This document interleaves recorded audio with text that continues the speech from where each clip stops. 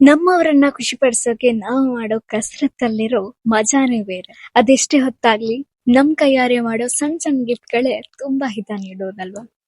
ನಮಸ್ಕಾರ, ನಾನು ನಿಮ್ಮ ಪ್ರೀತಿಯ ಜ್ಯೋತಿ. ನನ್ನ ಅಕ್ಕನ ಬರ್ಡೇ ಇದ್ದಿದ್ರಿಂದ ಗಿಫ್ಟ್ ಅನ್ನ ಶಾಪಿಂಗ್ ಮಾಡಿದ್ದ. ನನ್ಗಂತೂ ಶಾಪಿಂಗ್ ಅಂದ್ರೆ ಅಲರ್ಜಿ. ಆದ್ರೂ ನಮ್ಮವರನ್ನ ಖುಷಿಪಡಿಸೋದಿಕ್ಕೆ ಕಷ್ಟ ಆದ್ರೂ ಇಷ್ಟಪಟ್ಟು ಶಾಪಿಂಗ್ ಮುಗಿಸಿದ್ವಿ. ಎಷ್ಟೇ ಹೊರಗಿಂದ ತಗೊಂಡ್ ಬಂದ್ರು ನನ್ ಕೈಯಾರೆ ಪ್ರೀತಿಯಿಂದ ಏನಾದ್ರೂ ಮಾಡ್ಬೇಕಂತ ರೋಸ್ ಬೊಕ್ಕೆ ಮಾಡಕ್ ಸ್ಟಾರ್ಟ್ ಮಾಡ್ದೆ. ಅದು ಮುಗಿಯೋಷ್ಟ್ರಲ್ಲಿ ಮಿಡ್ ನೈಟ್ ಆಗೋಯ್ತು. ಅಂಡ್ ನನ್ನ ಅಕ್ಕನ ಬರ್ಡೇ ದಿವಸ ಮಾರ್ನಿಂಗ್ ಬೆಳಿಗ್ಗೆ ಬೇಗ ಎದ್ದು ಸ್ವಲ್ಪ ನನ್ಗೆ ಗೊತ್ತಿರೋ ರೀತಿಯಲ್ಲಿ ಡೆಕೋರೇಷನ್ ಮಾಡಿ ನನ್ ಬೊಕ್ಕೆ ಕೂಡ ಇಟ್ಟೆ. ಅವರು ಡೆಕೋರೇಷನ್ ಎಲ್ಲ ನೋಡಿ ತುಂಬಾ ಖುಷಿ ಆದ್ರು.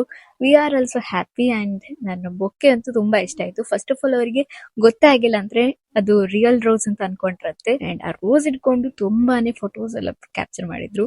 ಸೊ ಈ ಪಿಕ್ಚರ್ಸ್ ಹೇಳುತ್ತೆ ಅವ್ರಿಗೆ ಎಷ್ಟು ಇಷ್ಟ ಆಯ್ತು ಬೊಕ್ಕೆ ಅಂತ. ಹೇಗೆ ನಮ್ಮವರನ್ನ ಖುಷಿ ಪಡಿಸೋಕೆ ಸಣ್ಣ ಸಣ್ಣ ಎಫರ್ಟ್ ತುಂಬಾ ಖುಷಿ ಕೊಡುತ್ತೆ ಅಲ್ವಾ.